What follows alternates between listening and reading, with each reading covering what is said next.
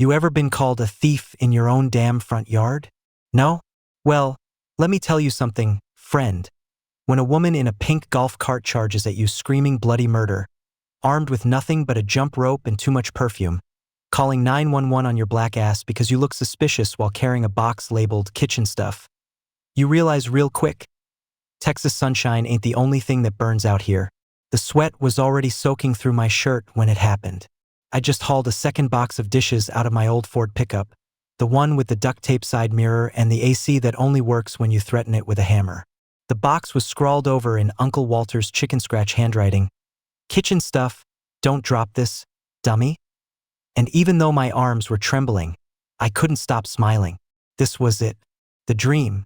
Mine.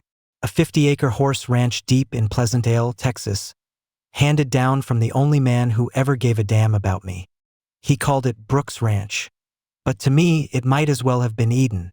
That's what made what happened next feel like a punch straight to the gut of that dream. I'd barely stepped onto the porch when I heard it. The whine of an electric motor, high-pitched and out of place, like a mosquito that had just sniffed a margarita. Then came the dust. It rolled up the long dirt driveway like a ghost made of sand.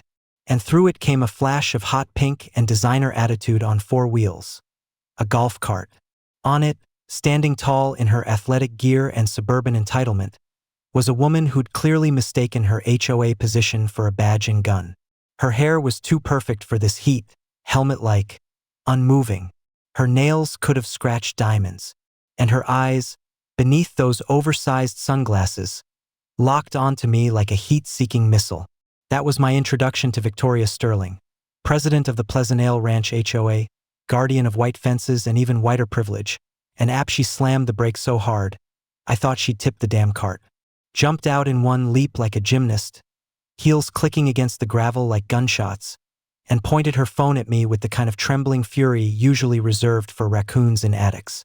"Stop! Thief!" she screamed. "You're stealing from this house." It didn't even occur to me to put the box down. I just stood there blinking, trying to understand why someone thought I needed to steal hand-me-down silverware and cracked Pyrex bowls from my own dam. "Excuse me," I said, stepping back. She was already on the phone. "Yes, 911. This is Victoria Sterling, president of the Pleasantdale Ranch HOA. There's a black man robbing the Brooks Ranch. Yes, he's putting things into a truck. I believe he may have harmed. Let me tell you something, brother. I've been through some ridiculous moments in my life, but standing on my family's land being accused of murder and robbery while holding a chipped teacup felt like I'd entered a Twilight Zone episode directed by Fox News. I took a breath, tried to stay calm. I gestured toward my truck. "Ma'am, this is my property. My name is Elijah Brooks. Walter Brooks was my great-uncle. He passed last month. I inherited this ranch in his will." She didn't miss a beat. "Liar!" Her voice rose like a siren. "Walter didn't have any black family. I knew him for 40 years. You're an imposter. You probably forged the will, didn't you?" I could see it in her face. She wasn't just scared. She was triumphant. Like she'd finally caught the criminal she'd always imagined was hiding in her neighborhood. And now she could be the hero, the vigilante, the white savior of HOA land. My fingers clenched around the box. I wasn't even angry yet. Not really. Just stunned. I tried again, slower, like maybe she was hard of hearing or maybe too hopped up on HOA authority to process human words. "Ma'am, I have the deed. In my glove compartment. Along with Walter's will. My ID. His death certificate. All of it. Please just..." That's when she screamed again. "He's reaching for a weapon." She dropped her phone and lunged toward her cart, rummaging in the back seat like she had a goddamn arsenal hidden under the tennis balls. What she pulled out wasn't a gun. Hell, it wasn't even pepper spray. It was a pink and white jump rope. She held it like a lasso and came at me shouting, "This is a citizen's arrest. Don't you move, you thug." Now, I don't know about you, but when a woman with frosted tips and rage issues starts tying you up with gym equipment while screaming about criminals and conspiracies, your brain just short circuits. I didn't fight.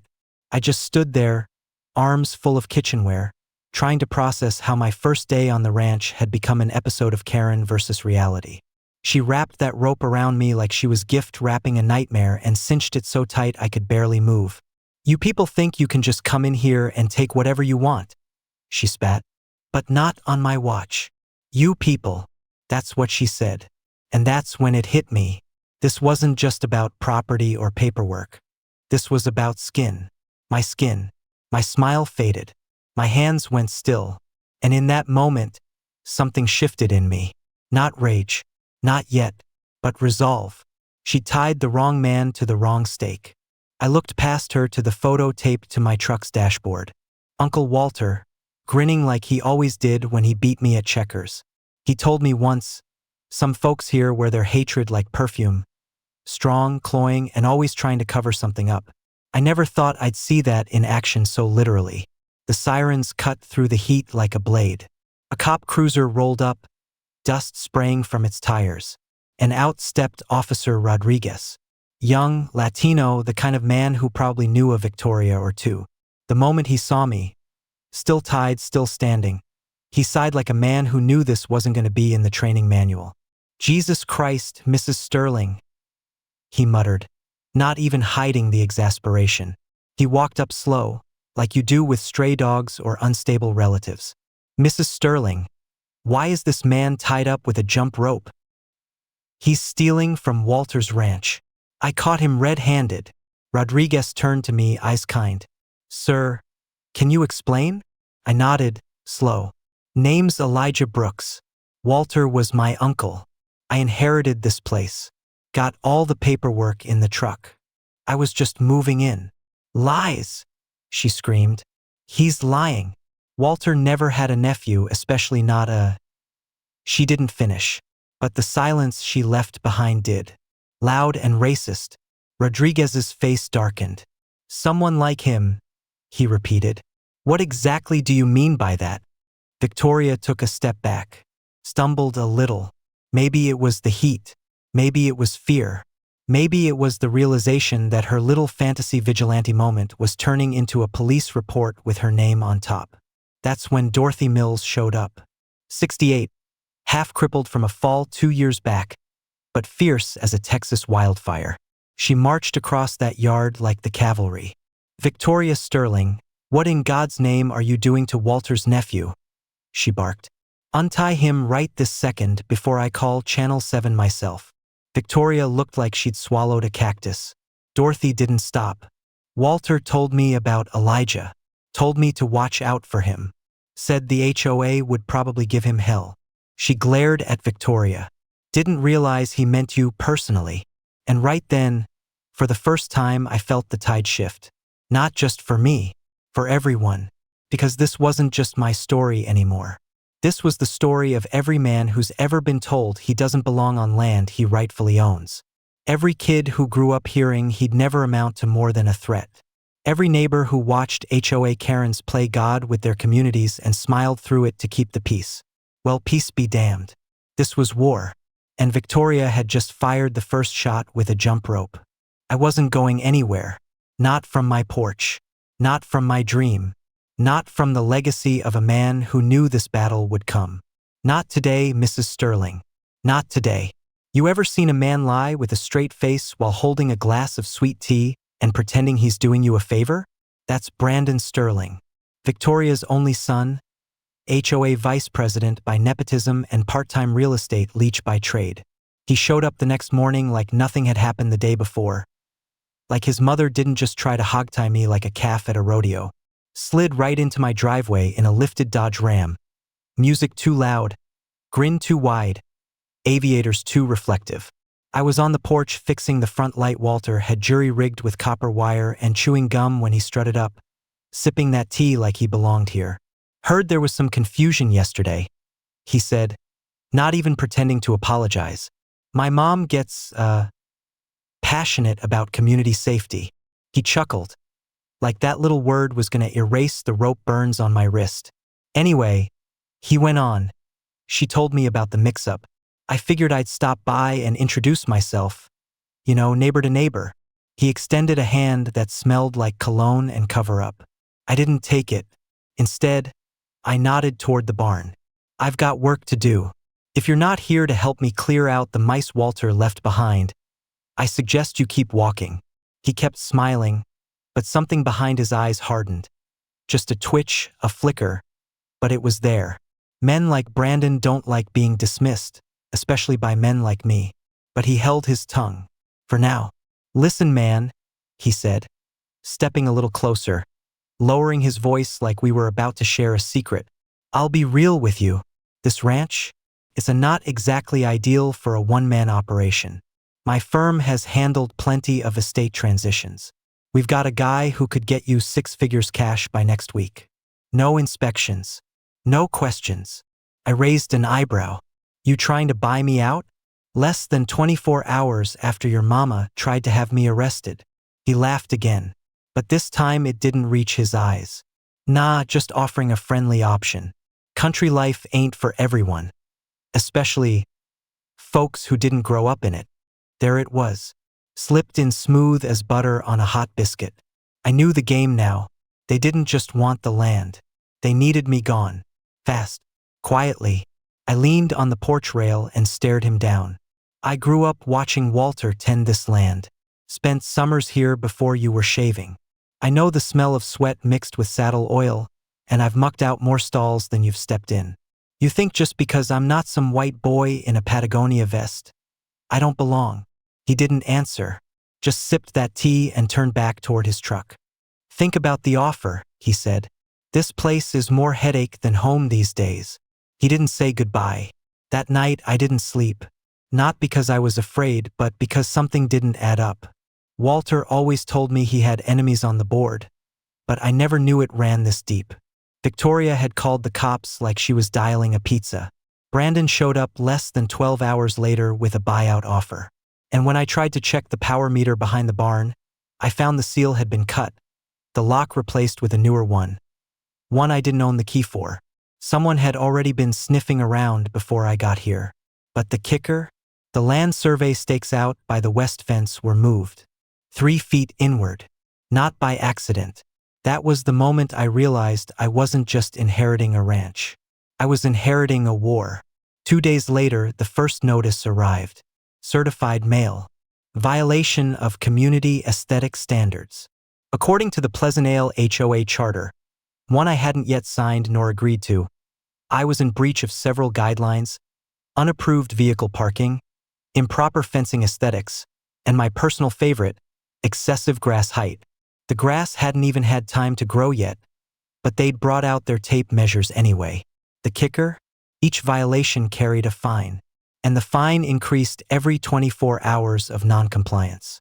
I brought the letter into town the next day, straight to the county clerk. Carla, a kind older black woman with cat-eye glasses and a no-nonsense tone, looked it over and shook her head. They trying to bully you off your own land, she said flatly. Happens more than you'd think. HOA can't do squat without your signed consent, but they'll fake their way through it if they think you're too scared or too broke to fight back. I asked her if Walter had ever registered the land under HOA governance. She typed for a moment, clicked through a few screens, then turned the monitor toward me. Here's the kicker, she said. Walter signed the exemption form in 2004. Opted out permanently. This land's legally not under HOA jurisdiction. I felt my stomach twist. Then how the hell are they issuing violations? She frowned. They're hoping you don't know any better. And if you cave or sell, they'll fold that exemption clause in a heartbeat. She leaned closer, lowered her voice. Listen, son. These people don't want rules. They want control. They want this land. And they're betting you'll break before they do. On the drive back, the loop in my brain wouldn't stop. Walter knew. He had to know. That's why he filed that exemption. Why he warned me to keep the land in the family. I pulled over on the side of the gravel road, near the old pecan tree he used to sit under with his thermos of coffee and a paperback western. Dug through the glove box, through receipts and old napkins and half-melted pens until I found what I didn't know I was looking for. Walter's leather-bound notebook. Tucked inside, like a secret between pages, was a single sheet of legal paper, Personal Affidavit Victoria Sterling Conflict of Interest. It listed, in neat penmanship, dates, payments, and property addresses. Brandon's name was on there. So was a man named S. Reeve. Cash transfers, property disputes, and a single sentence underlined 3 times. Brandon funneled HOA fines into shell account Plan B Holdings, LLC. I sat in the truck for a long time, listening to the bugs scream into the dusk. That notebook didn't just hold memories. It held ammunition. Later that night, I crept out to the barn with a flashlight. I needed to clear the air, make sure I wasn't seeing ghosts. The place still smelled like hay and rust. I stepped around the old stall doors, past Walter's workbench, and into the storage loft where he kept the things he didn't want neighbors asking about. There, under a tarp, I found what he must have hidden for years, a fireproof lockbox. Inside it, deed records dating back to the 1800s, a certified copy of the HOA exemption, and a thumb drive. I plugged the drive into my laptop and found folders labeled with dates and names. Victoria, Brandon, Reeve, HOA budget leaks, illegally denied permits, secret meetings recorded with audio. Walter had documented everything. For years. Like he knew he wouldn't live long enough to see justice, but someone else might. Someone with the same last name. The next morning, I printed copies of everything. Drove into town again and handed a manila envelope to Carla. If anything happens to me, I told her, this goes public. She didn't ask questions, just nodded and locked it in her drawer. Later that afternoon, I walked the fence line. Every step a promise. Every splintered post a stake in something bigger than land. This wasn't just about keeping a ranch. It was about reclaiming something men like Walter had built and died defending. This wasn't about old grudges. This was about legacy. Brandon and Victoria thought they were playing chess. But Walter? He'd left me the board, the pieces, and the playbook. They just didn't know it yet. So when Brandon showed up again that evening, this time with a clipboard and a smile that stank of desperation, I was waiting. He stepped out of the truck like a man about to make a final offer. Listen, he said. We're willing to go up to mid-6 figures. Quick close. All cash. And I'll personally guarantee a smooth transition with the board. He paused, expecting me to melt like butter. But I just smiled. Slow and cold. You ever hear of Plan B Holdings, LLC? His mouth twitched. Eyes flickered. No. I took a step closer. Walter kept receipts, and recordings, and financials. Every dirty little secret you and your mama buried under HOA meetings and fake violation letters. And guess what, Brandon? I ain't for sale. Not today. Not ever. He stood still. For a moment I thought he might swing. But he didn't. Just clenched his jaw and stalked back to the truck. And as he drove away, tires kicking up gravel like sparks, I knew this fight wasn't over. But it was mine, and I'd be damned if I didn't finish what Walter started. You ever find out the man who raised you from a distance was playing a long game the whole damn time, and you were the final move? That's what it felt like when I opened the cedar chest hidden beneath Walter's bedroom floorboards. I'd only gone in there to dust off his old dresser, but one loose board near the bed made a sound different from the rest. Hollow. Curious. I pried it up with the claw of a hammer, not expecting much. Maybe an old whiskey stash or a revolver with a story. But instead, I found a sealed chest covered in black dust, the latch wrapped in wax twine. When I cracked it open, the scent hit me first. Aged leather, dried tobacco, and something metallic, like rusted truth. Inside, lined up like soldiers, were folders, maps, Polaroids, and one yellowed envelope that simply read, "For EB, when the war comes." I sat on the edge of the bed and stared at that envelope like it might explode. My hands trembled, not from fear, from recognition. Walter had known, not just about the HOA, not just about Victoria and Brandon. He had known this would happen, that they would come, that someone, maybe even bloodkin, would need to defend what he built. I opened the envelope with a knife, slow and reverent, like I was cutting into history. The letter inside wasn't long, but it cut sharp. Elijah, if you're reading this, then either I'm dead or they've finally grown the stones to challenge you directly. I tried to outlive him, but time is a stubborn bastard. Don't trust the Sterlings. Don't trust the Reeve family either. If you dig deep enough, you'll find your answers in the back ledger, 1957 to 1963. That's when it all began. Look for the name Delaney. And remember, the land tells the truth when men forget how.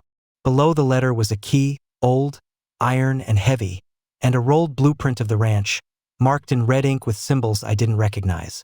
Corners circled, paths drawn. A spot behind the horse stable labeled C. I didn't waste time. By sundown, I was in the dirt behind the stable, digging like a man possessed. 3 feet down, I hit something solid. An old ammo box wrapped in wax paper and sealed with tar. Inside, beneath layers of newspaper from 1962, was a journal. It belonged to a man named Clarence Delaney. The name meant nothing to me. Not yet. But as I read page after page, ink faded but still legible, a picture began to form that shook me to the core. Clarence was Walter's neighbor and best friend until 1963, when he disappeared without a trace.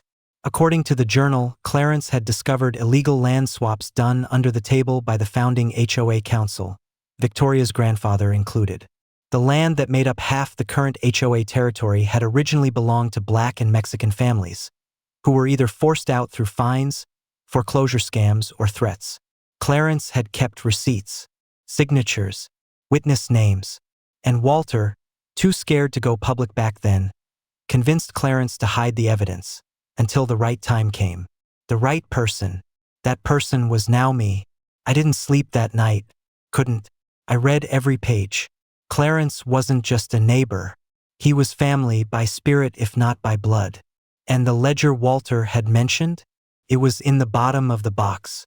A hand-stitched account book with coded entries and payment trails that led to shell companies, church donations, and bribes to county officials. One name kept coming up: Simon Reeve. The same Mr. S from Walter's notes. That's when it hit me. This wasn't just HOA corruption. It was generational theft, baked into the soil of Pleasantdale like poison under a tree. And the Reeve family? Still running local politics. Still cutting deals behind closed doors. Still trying to choke out the last voices of dissent with a velvet-gloved fist. The next morning, I visited Dorothy Mills again. I needed more than paperwork. I needed memory. She sat in her sunroom with a glass of peach tea and a pistol in her lap. Like that was just part of the decor. I showed her the journal. She didn't even blink. Clarence was a good man, she said. He taught my youngest how to ride without a saddle. When he vanished, nobody asked questions. That was the kind of town this was. Still is, in many ways. Walter never forgave himself for not speaking out. You're his second chance. I asked her about the Reeves. She pursed her lips and leaned forward. Simon Reeve owns half the town council through backdoor deals. Runs the zoning board. He's been trying to consolidate land on the west side for decades. Every time someone dies or defaults, guess who shows up with a cash offer and a contract in Latin font? That's right, Reeve Holdings. Brandon's got dirt under his nails too. They're all connected, and they all want this ranch. It's not about the land, Elijah. It's about erasing who used to own it. The next HOA meeting was held that Thursday, inside the local rec center. Normally, folks skipped it, but word got out fast that Walter's heir was coming to speak, and folks came out of the woodwork. Retired ranchers, school teachers, young couples with strollers, old men in overalls who remembered Clarence. And standing front and center, wearing her signature scarf and smile like armor, was Victoria. She greeted me with that icy civility only people like her can master. "We weren't expecting you," she said. I walked past her, handed a copy of the ledger to the secretary, and stepped up to the mic. "My name's Elijah Brooks. I'm the legal heir to the Brooks Ranch. And I've come today to speak not just for my uncle, but for every family who's been forced off their land by HOA lies." A hush fell over the room. I pulled out Clarence's journal. This book contains records of property theft, bribes, and manipulation dating back over 60 years. Names are named. Dates are dated. Money trails are documented. I held up the map. This ranch isn't under HOA authority. It was exempted in 2004. And I intend to press charges for every false violation, every harassment notice, every intimidation tactic used against me and others like me. Victoria's face paled. Brandon, in the back, looked like he'd swallowed a cactus. Then an old woman stood. My father lost his farm in 1971. Said it was zoning fees. Maybe it wasn't. A man followed. My cousin's house was condemned after one late payment. Reeve bought it next month. One by one they rose. One by one the silence cracked. The room became something electric, something sacred. Not a meeting anymore. A reckoning. A funeral for the lies. A birth for truth. Victoria tried to interrupt, but no one listened. Brandon stormed out, but I stood firm. And when the meeting ended, dozens came up, offered help. Old documents, witness statements, history that had never been written down until now. That night, I returned to the ranch not just with papers, but with purpose. Walter hadn't just left me land. He left me a mission. And the war he saw coming, it had finally begun. And I wasn't fighting alone anymore. You ever feel the air change before something awful happens? Like a silence falls too heavy, too still. Like the land itself holds its breath? That's what the night felt like when everything cracked wide open. I just finished fixing the side gate behind the stables, sun barely down, when the smell of gasoline hit me. It wasn't subtle. It was thick, sharp, coated the back of my throat like burning plastic. I dropped the wrench and turned fast, just in time to see a shadow dart around the side of the house. Fast, but not unfamiliar. The way she moved, it wasn't frantic. It was focused. I knew then, before I even laid eyes on her. Victoria. I'd underestimated how far she was willing to go. After the HOA meeting blew up in her face, she disappeared for 2 days. Word around town was that she'd taken a little vacation. But some folks said they saw her at a gun shop outside county lines. Others whispered she'd been drinking again. I didn't know what was true. What I did know, by the time I caught her silhouette sneaking around my barn, was that she hadn't come to talk. She'd come to finish what her daddy started 60 years ago. Burn the past. Erase the records. Cleanse the land of one last black man standing in her way. I moved slow, staying in the shadows, circling wide around the house until I was behind her. That's when I saw it. 2 5-gallon cans of gasoline already emptied along the porch line and barn siding. And in her hand, a silver Zippo flicking open, shut, open, shut. Her other hand was shaking, but not with fear, with rage. This land was never yours, she hissed, like she was reciting a prayer she'd been taught since birth. You people just steal and lie and pretend like history doesn't matter. I stepped out into the light from the back porch bulb and raised my hands. Victoria, I said, calm but firm, put the lighter down. You don't want to do this. She turned like a feral animal. Makeup streaked, blouse wrinkled, eyes wild. This wasn't HOA Victoria. This was something older, something uglier. Do you know what your uncle did to me? She spat. Do you know what he took from me? I blinked. He protected his land. He ruined my mother, she snapped. She was supposed to inherit this ranch. Walter stole it from her. He manipulated the will, lied in court. My family was promised this land before you were even born. I stared at her, realization crawling up my spine. You're talking about Linda. Her lip curled. My aunt, my mother's sister. She married beneath her, married a man who didn't know his place. And when she tried to leave, she vanished. Just like Clarence. Just like all the others who got in Walter's way. My breath caught. I'd known there were skeletons in the soil, but I hadn't known they were this fresh. I stepped closer, 1 foot at a time. What happened to Linda? Her hand shook. She came to me. In 1995. Said she was scared of Walter. Said he found out about the land deal and the fake wills. Said he'd buried evidence. She wanted to run. But I told her. Her voice cracked, then dropped to a whisper. I told her to go back, to shut up. I told her she'd ruin everything. And then she was gone. The wind picked up just then, like even the trees were listening. The Zippo flicked open again. Flame popped up. Her eyes locked on the trail of gasoline. "You don't understand, Elijah," she whispered. "This land, it's cursed.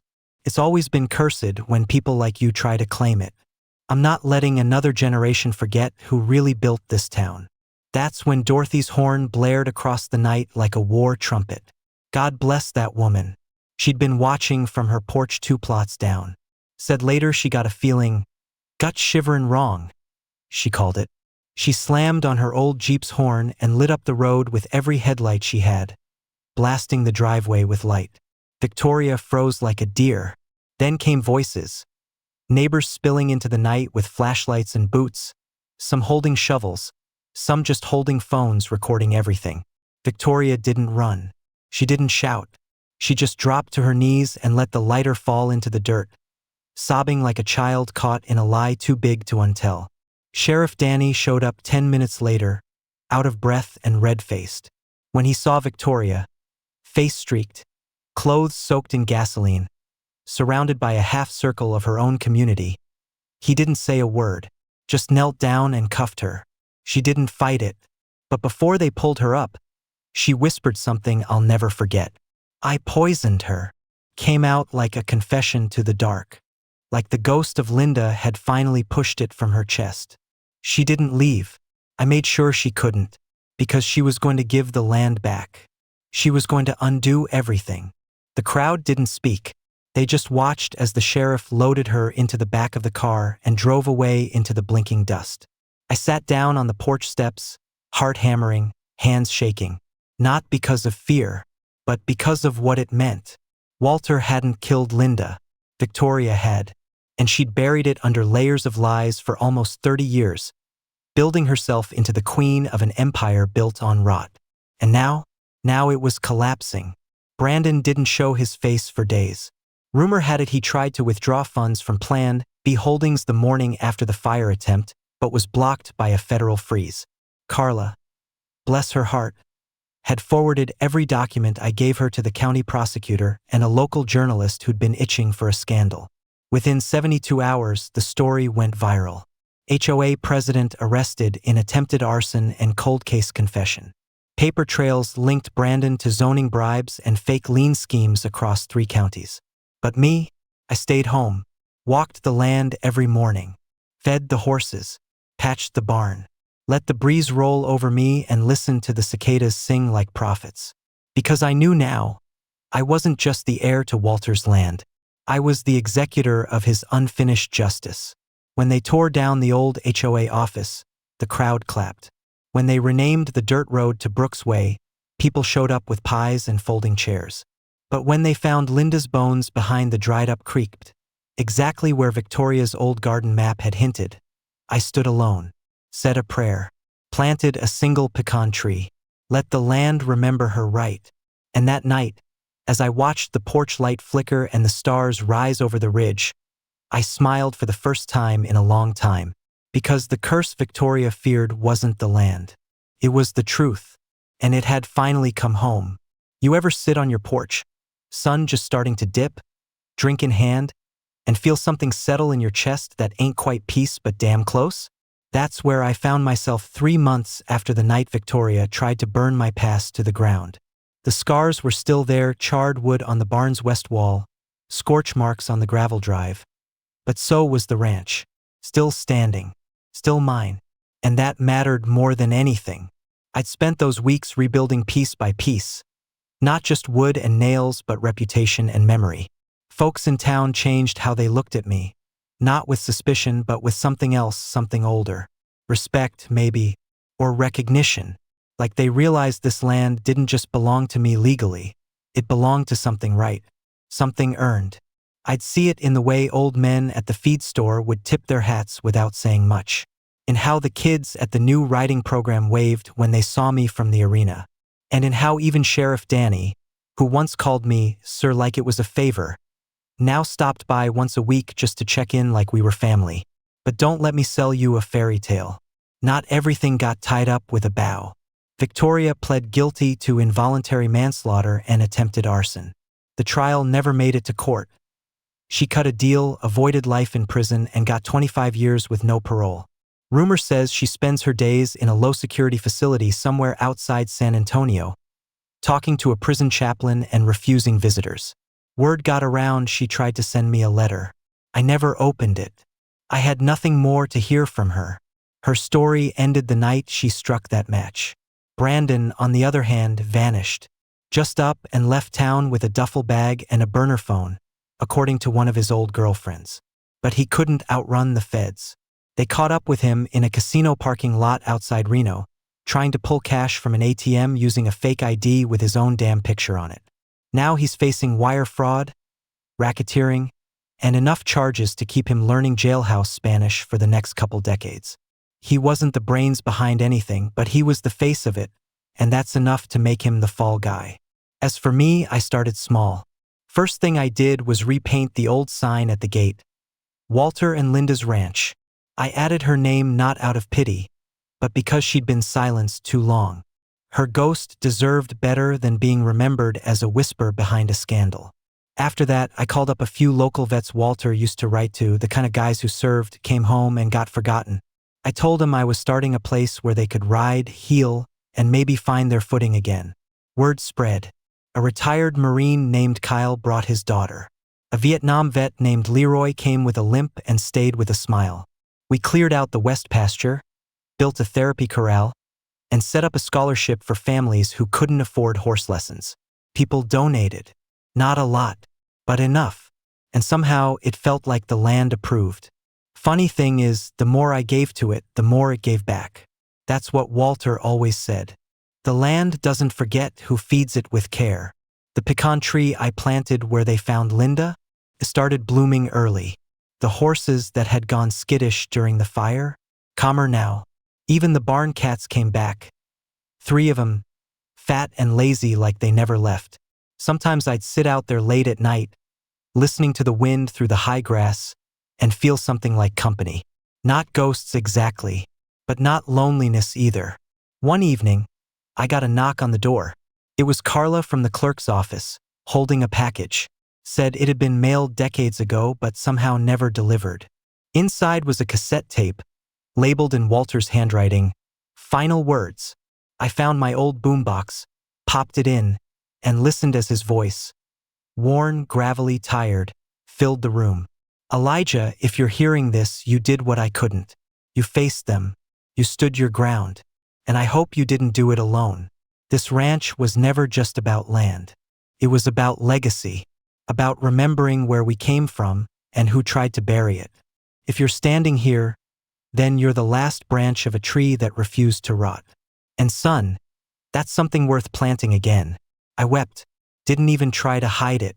Just sat there with that old man's voice echoing in my ears, tears falling onto dusty boots, knowing I'd carried out more than a will. I'd fulfilled a prophecy. Weeks turned to months. We hosted our first harvest festival that fall. Folks came out from all over the county. Food trucks, live music, kids running around with caramel apples, old women dancing like they were 20 again. We did a tribute at sunset for Linda and Clarence. Their names carved into a cedar plaque by the chapel tree. A local pastor gave a prayer that ended not with an amen, but with silence, the kind that says we remember. That night, an elderly black man in a brown hat pulled me aside. Said his name was Henry Delaney, great-nephew of Clarence. Had driven 4 hours to see the land his family once walked. He looked around the ranch, nodded slow, and said, "You did right by them." We shook hands, long and firm. "They didn't die for nothing," I said. He nodded again. "And neither will you." A month later, a filmmaker from Austin came knocking. Heard the story. Said it was bigger than local news. Said it was America in a microcosm. I didn't say yes or no. Just told her, if you're going to tell it, don't clean it up. Don't make it pretty. Make it honest. Make it hurt. Because that's what this whole journey was. An ugly truth clawing its way back to daylight. And the people who watched me nearly get arrested in my own yard for unloading a box of dishes? They needed to see how fast fiction becomes fact when skin color gets weaponized and power hides behind bylaws. The system didn't break. It worked exactly how it was built, to protect people like Victoria and silence people like me. But not this time. Not on Walter's land. Not on my watch. So now, every morning I wake up, I touch the gate with both hands like a blessing. I walk the fences. I check the crops. I watch the kids learn how to ride and the veterans learn how to breathe. And sometimes, when the air's just right, I hear horses in the wind and voices in the trees. And I smile knowing they're still here, watching, waiting, proud, because justice didn't come like thunder, came like roots, and now it's growing.